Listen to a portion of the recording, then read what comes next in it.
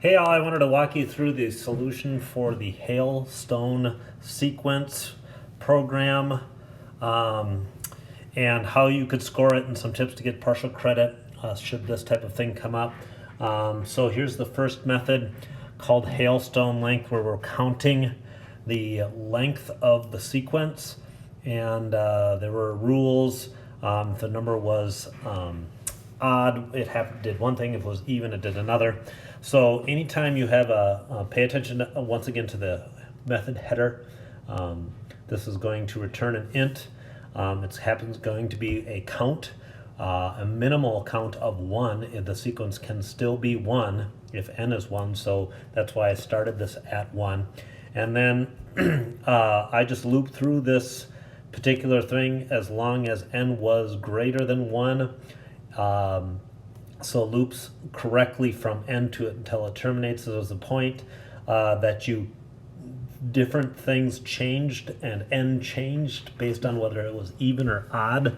So that's what's happening there, and then that you computed it correctly, and then finally that every time it changed value, you incremented count. And then you returned it. So there are your 3 points for this particular problem, part A. Part B, looking at the header, this is a Boolean, so it will return true or false given a value n. And this thing was relatively simple, that's why it's 2 points. Actually can be done on one line, as you see in the alternate solution. If the hailstone length method of n is greater than the value itself, then it returns true. Otherwise, it returns false.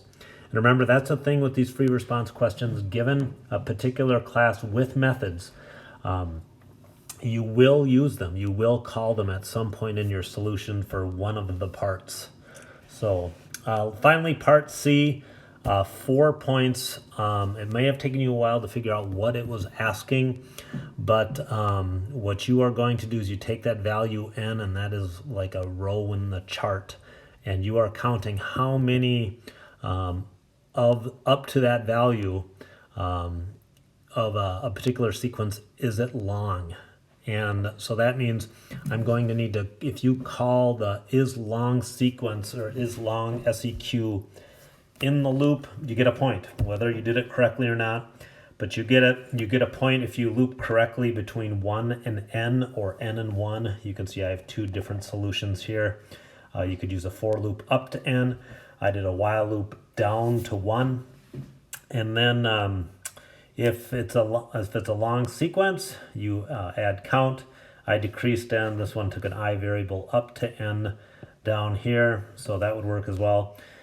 And then finally, partial credit wise, if you remember to cast this to a double, you get a point. So that's a good partial credit thing to remember. And then +1 if you get the answer correctly, if you compute it correctly. So again, reach out to me if you have any questions, but this is stuff that you should be prepared to get close with, if not all the way correct on the exam. So good luck.